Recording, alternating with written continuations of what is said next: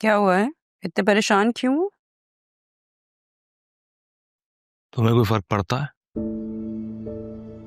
मैं परेशान हूं या ना हूं? Do you really bother? Of course फर्क पड़ता है। तुम्हारी फिक्र अगर मुझे नहीं होगी तो और किसको होगी?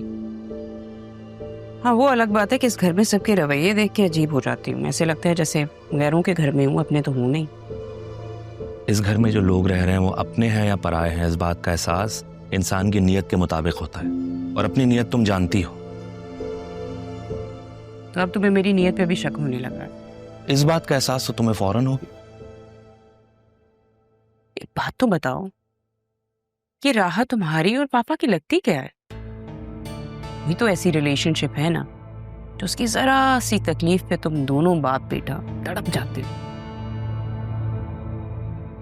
किसी से हमदर्दी करने के लिए या उससे मोहब्बत करने के लिए रिश्ते का होना जरूरी नहीं है, और ये बात तुम नहीं समझ सकती।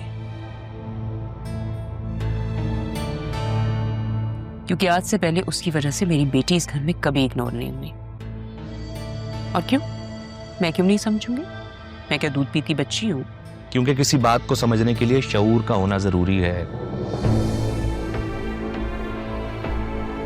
राह के अलावा तुम्हारे पास कोई टॉपिक नहीं है बात करने को। और तुम क्यों राह को इतना इशू बनाती हो? तुम पर तो वो कोई बोझ नहीं है ना। उसकी सारी जिम्मेदारी या तो मेरी है या पापा की। Exactly my point.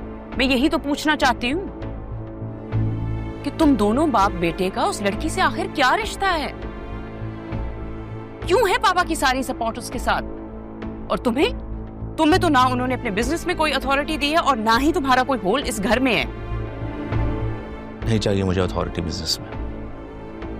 कब तक उनके अंडर काम करते रहोगे?